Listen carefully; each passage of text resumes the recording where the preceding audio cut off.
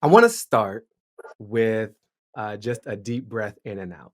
Uh, Me and you, Tracee, also anybody watching this, because wherever moment it is, we're probably going through a lot.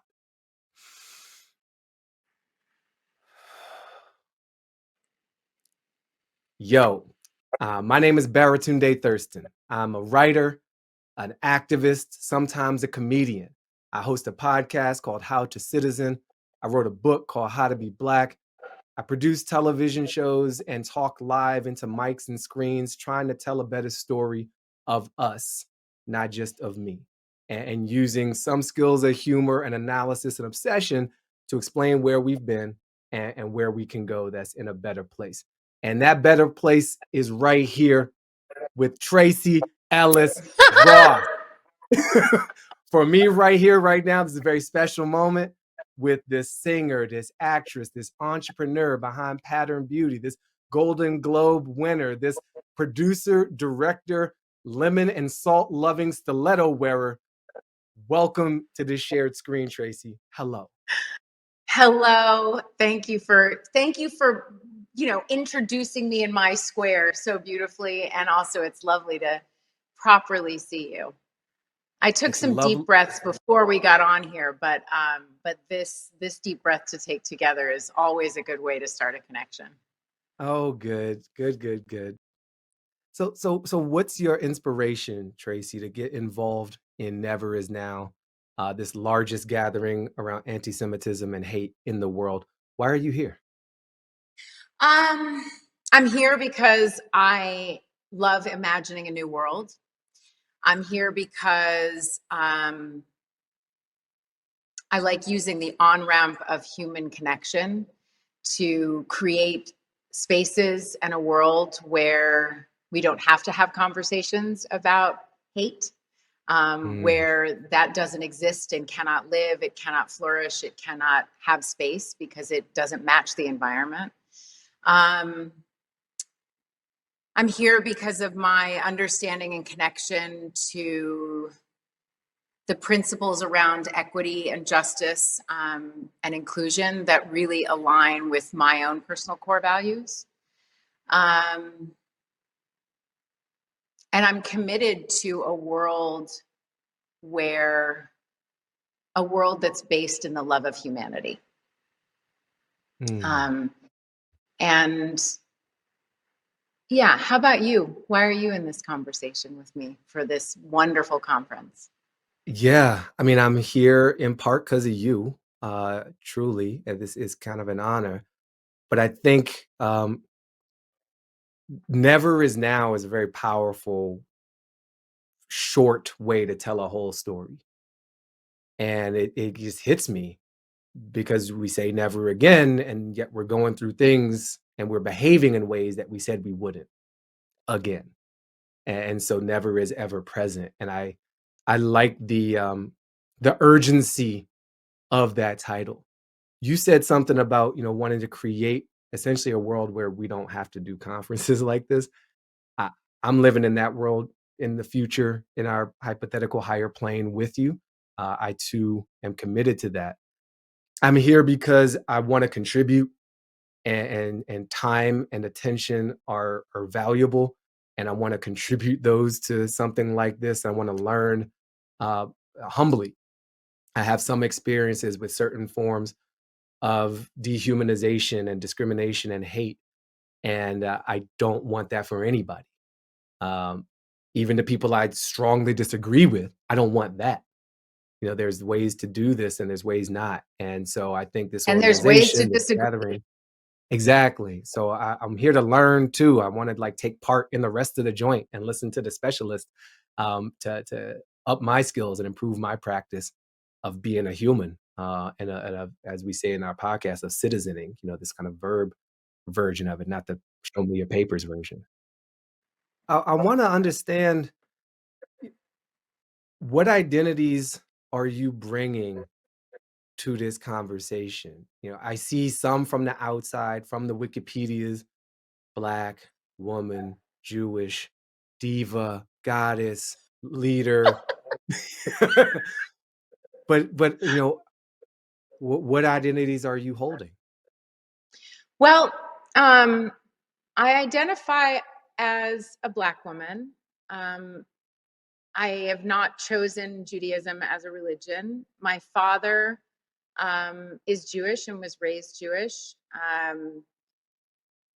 So according to Judaism, I am not Jewish, and it's not a religion I've chosen. I have practiced the high holidays once or twice. Growing up, my dad would have a Christmas tree in the in the living room and the menorah in the kitchen. But I identify as a human being with a big heart whose feet are hopefully on the ground. In comfortable And socks. I mean, my feet are smaller than people think usually. I mean, but yeah, they're planted on the ground. And so I bring all of that before I bring other people's identities into how I walk into the world. But I present as a Black woman to the Yeah. world. And what is that presentation meant for? It's a big question covering a lot of It's a time. It's a very big memoir, question. but I think, what are the amazing parts of that identity that have helped power your life? And what are parts that have made life more interesting, if not more difficult along the way? Well, for me, my mixed heritage, mixed faith, and mixed family has been the biggest gift in the world. Mm. It, from a very young age, propelled me into life through the questions of how we're the same. That I enter conversations with my heart to your heart, my humanity to your humanity. From there, all the delicious stuff comes, right? Like all of the difference, the ways, the tradition, the culture, the race, the life that you've lived that you get to bring to the table. And for me, I have found so much texture and joy and robustness in that from everyone around me. So growing up, I was Tracy Joy Silverstein. The majority of my friends were Jewish.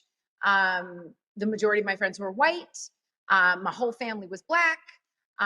Then, except for my dad, that's not true. So my whole family wasn't Black. Well, but my dad wasn't. That was such a funny thing to say, but it's true.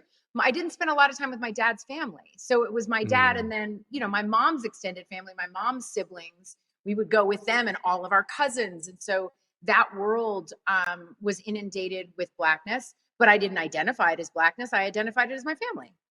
Right.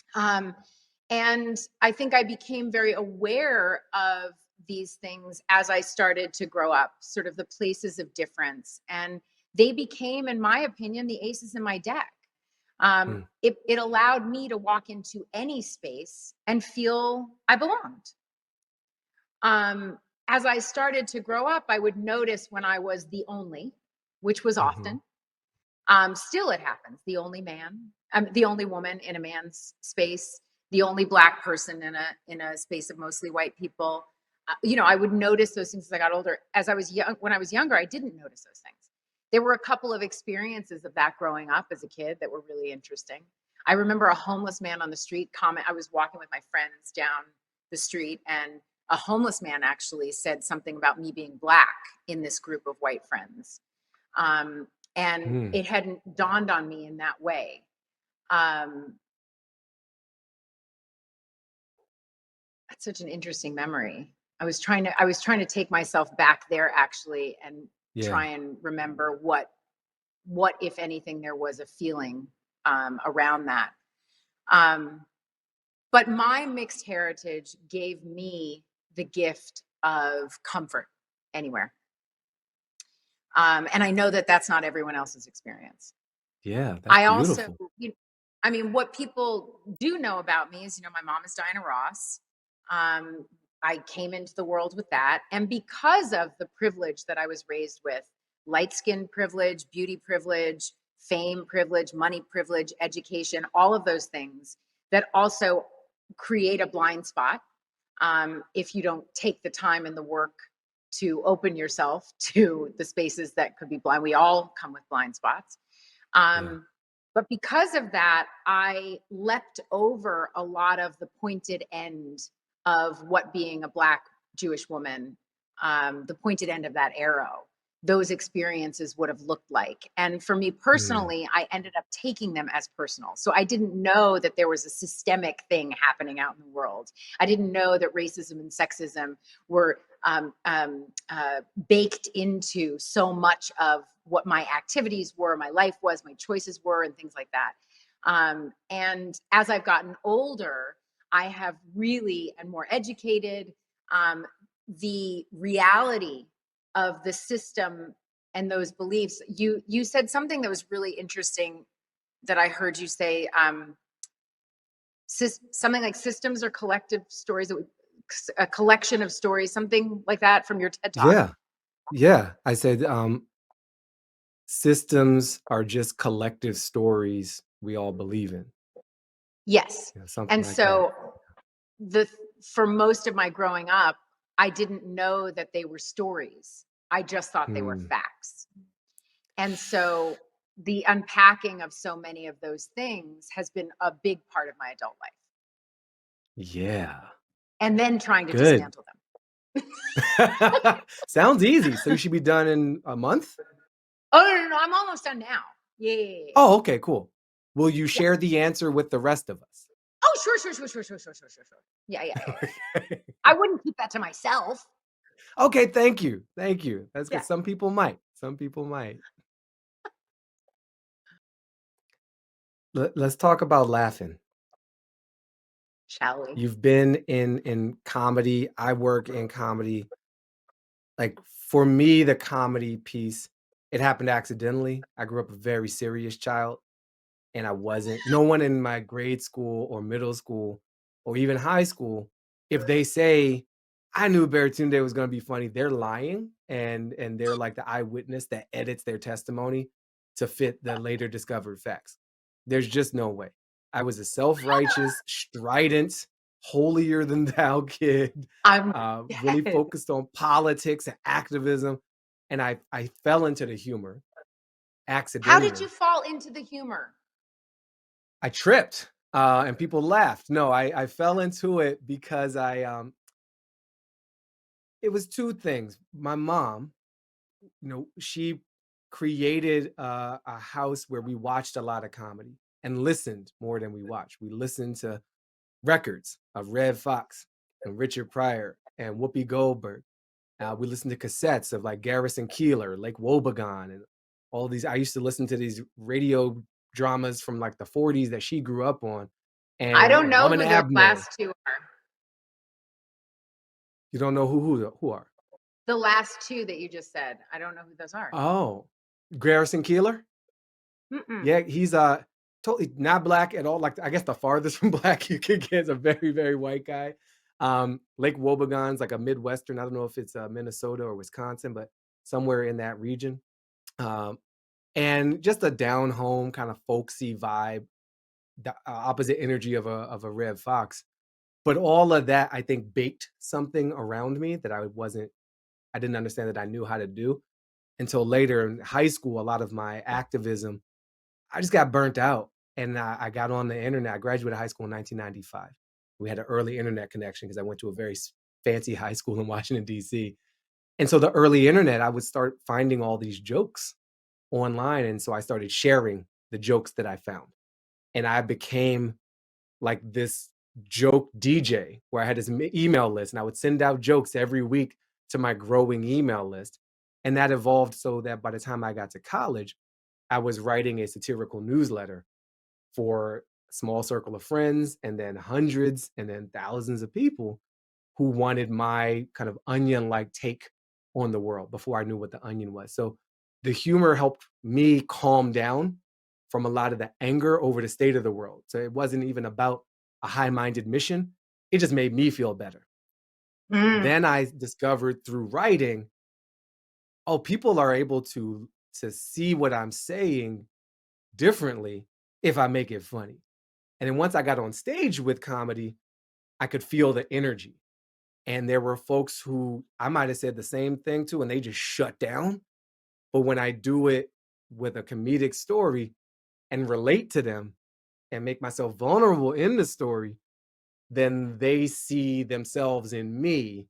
And now we got Mm, a bridge, and we can walk mhm. back and forth across that bridge and build a deeper connection. But it wasn't on purpose, right? It was this accidental discovery. And I'm curious for you, what does humor, what has it done for you, and how did you find your way to Well, my born middle name is Tracee Joy, and I came out this way. it? um, I woke joy up is like my this, huh? natural, yeah, joy is my natural disposition. Yeah. Obviously, there's a flip side to that. I have a lot of darker sides, but that's part of Mm. the, well, Tracy the Rage, shadow huh? quality.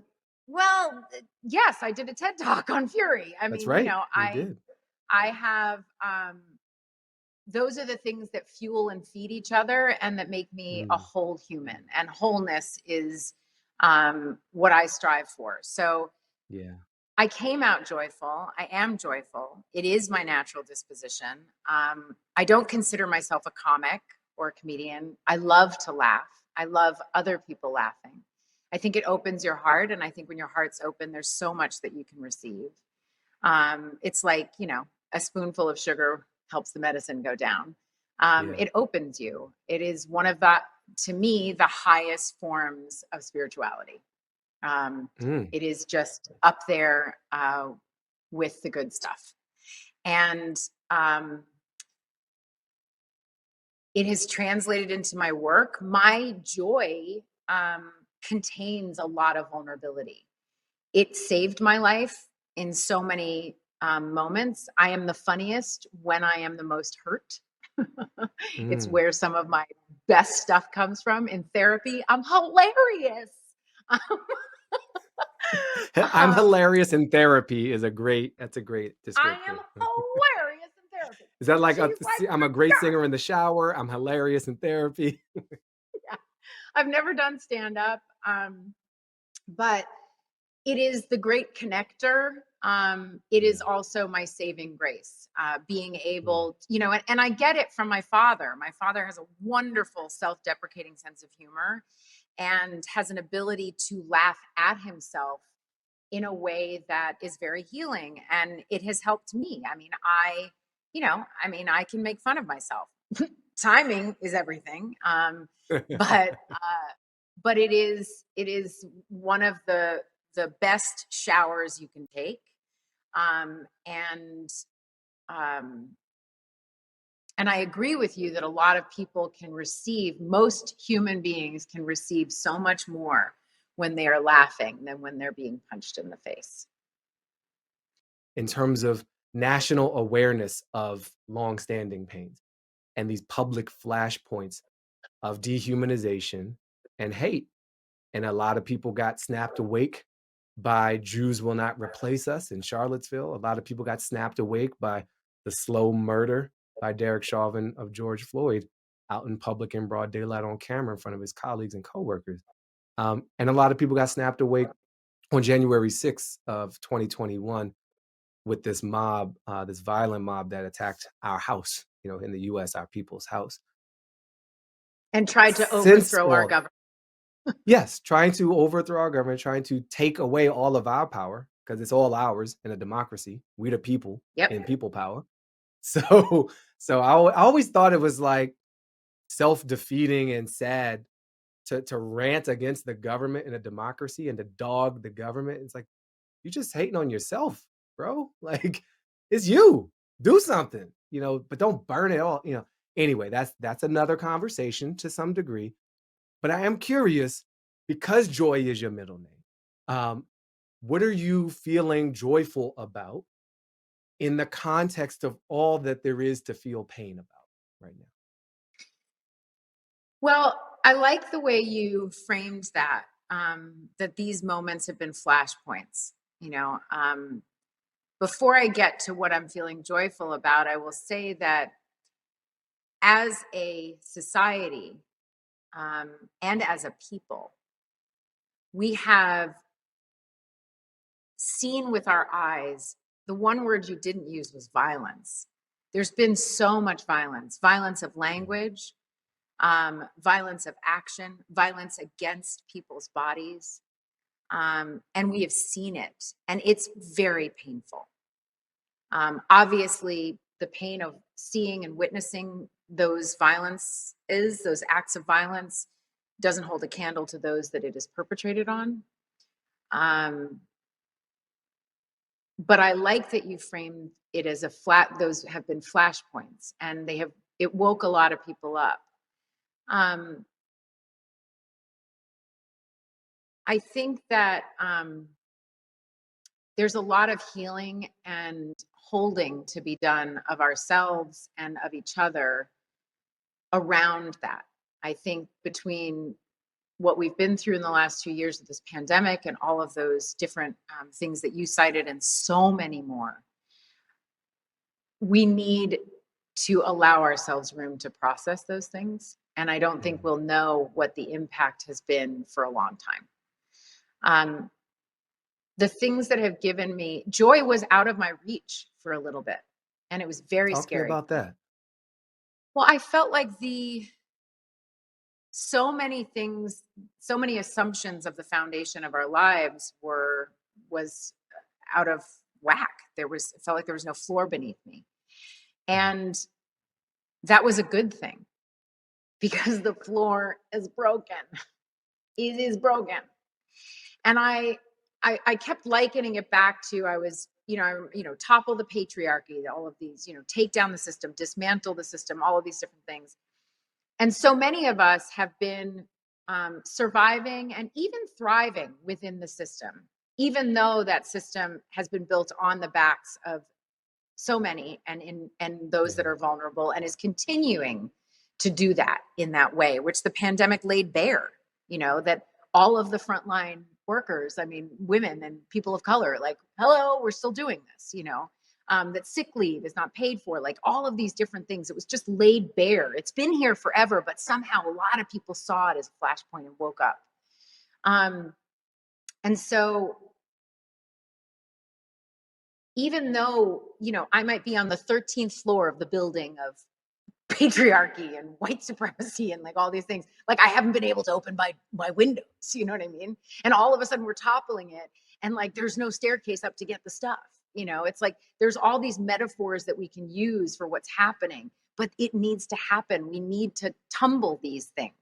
These systems do not support a thriving society. They do not support liberated humans. They do not call on agency for an individual and a human. They don't call on familial connection that allows us to thrive as a community and all of those kinds of things. And so joy was out of my reach in these moments, because it felt so destabilizing to be properly confronted by all of the masks that all of us are upholding in order to make these things feel like they're okay, so that our souls can live, So what brought me out of that and back to a space of joy? Being of service, being in community, being in connection, genuine connection with others, sharing that vulnerability, that fear, that confusion, that upset, that rage, that fury, being able to express that in healthy and safe ways with people that I could feel safe with and feel seen by. That is how we continue to grow and heal as a society and as a culture, not by hurting each other. And it's hard, because these are things, these arrows that we're at the pointed end of, they hurt. They take people's livelihood. They take people's lives. They take people's roofs from over their heads and the food from off their tables and the love that you get to express with each other. So being of service, being in community, being and leaning towards those that have more information and more language than I do to help me hold these spaces that feel untenable are the things that give me joy. Also trees, also my nieces and nephews, also potato chips, also olives, Let me think. Baths, meditation, pools, water. I love water, like being in it. What else brings me joy? Watching really good TV, hanging with friends, and really good dinners. That's a good list. It's a great list, Tracee, and sounds like a great weekend. Party at Tracee's house, y'all.